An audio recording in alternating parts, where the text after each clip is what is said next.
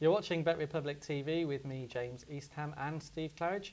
And next up, we've got the game between Sunderland and West Ham at the Stadium of Light. Sunderland go into this game on a run of 4 straight home victories, and they've averaged 3 goals a game in those 4 games.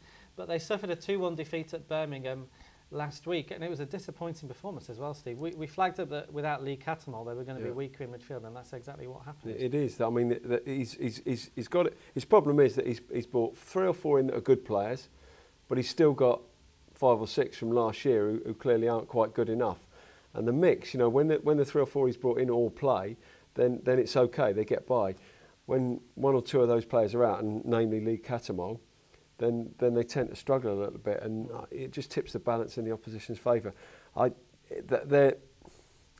Just when you think they've turned the corner, you know, Sunderland put in a bad performance. We saw them at Burnley, didn't we? They won a couple of games before that. They go to Burnley, you think this is a game where if they want to go to the next level, then they should beat sides like Burnley, and they don't. They get beaten, and exactly the same for Birmingham. You go to Birmingham, you know, the form that Birmingham have been in.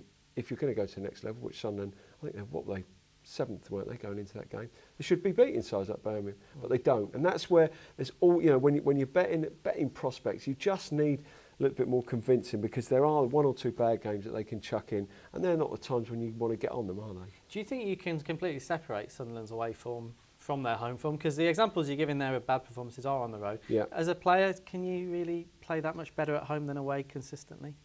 You can. But that shouldn't be the case with the players that they've got. I think certainly when you're going away from home, you're going to miss the likes of Lee Cattermole, because he's the type of player that will break the opposite, you know, break the play up. He'll stop the opposition from playing when they've got the ball. You know, he's very, very decent, you know, at doing that job, protecting the back 4. Without him, they're more exposed. They look like that as well against Birmingham. It's got to be said. I don't think it's so much that they're home or away from. I just think it's the players that they've got available to them. Yeah, absolutely. Well, it might be neutralised, that absence this weekend of Lee Cattermole, because Scott Parker of West Ham will be suspended. Looking at the odds now, Steve, Sunderland are 19 to 20. West Ham are around 10 to 3. Is this a game you're strong on, or you think it's one of the games? I would have been strong if Sunderland had been at full strength, then I would have been strong. West Ham, Bayrami's back. Noble will play, Collison and if Parker had been fit. Now that midfield is the one that served them so well last year.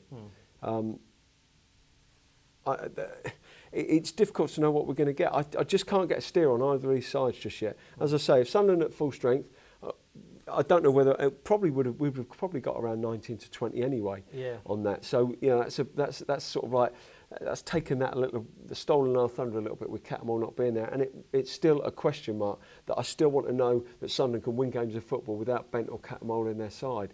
But West Ham without Parker undoubtedly will be, you know, a little bit more open.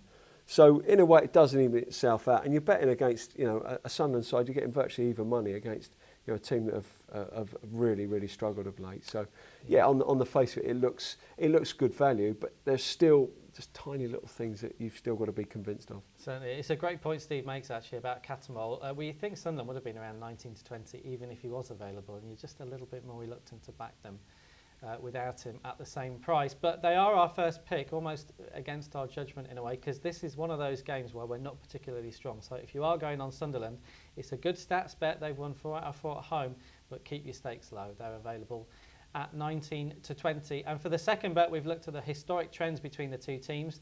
7 of the last 8 meetings between these 2 sides on Wearside have had under 2.5 goals. So that's our second bet at a price of 19 to 20.